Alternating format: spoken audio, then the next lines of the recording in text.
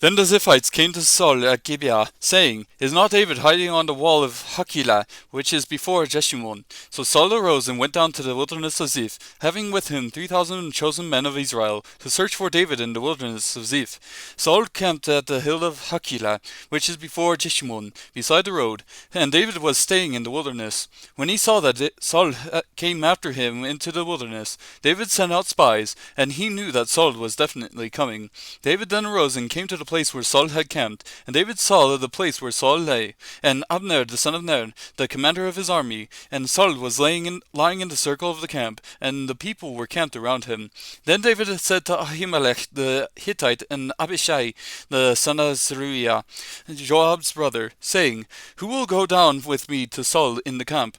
And Abishai said, I will go down with you. So David and Abishai came to the people by night, and behold, Saul lay sleeping inside the circle of the camp with his spear stuck in the ground at his head, and Abner and the people were lying around him. Then Abishai said to David, Today God has delivered your enemies into your hand. Now therefore, please let me strike him with the spear to the ground with one stroke, and I will not strike him the second time. But David said to Abishai, Do not destroy him, for who can stretch out his hand against the Lord's anointed and be without guilt? David also said, As the Lord lives, surely the Lord will strike him, or his day will come that he dies, or he will go down into battle and perish. The Lord forbid that I should stretch out my hand against the Lord's anointed. But now please take the spear that is at his head and the jug of water, and let us go. So David took the spear and the jug of water from beside Saul's head, and they went away. But no one saw or knew it, nor did any awake, for they were all asleep, because the sound sleep from the Lord had fallen on them.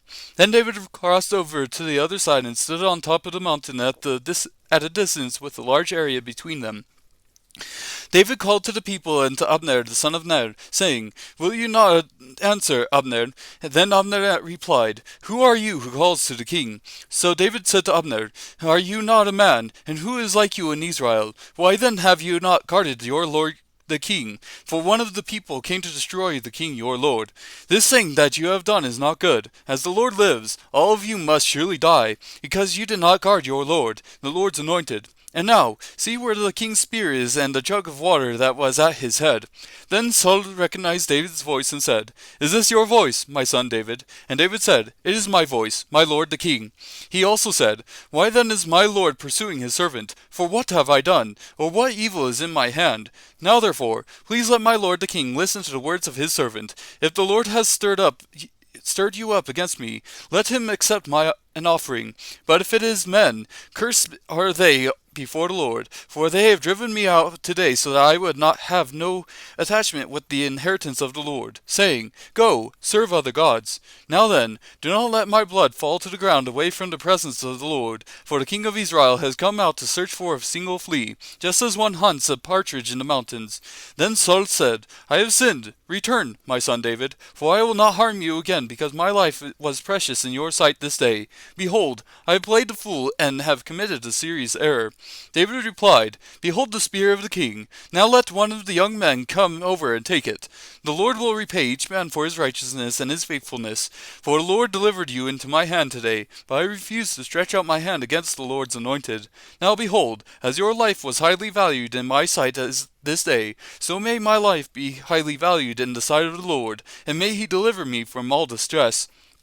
Then Saul said to David, Blessed are you, my son David. You will both accomplish much and surely prevail. So David went on his way, and Saul returned to his place.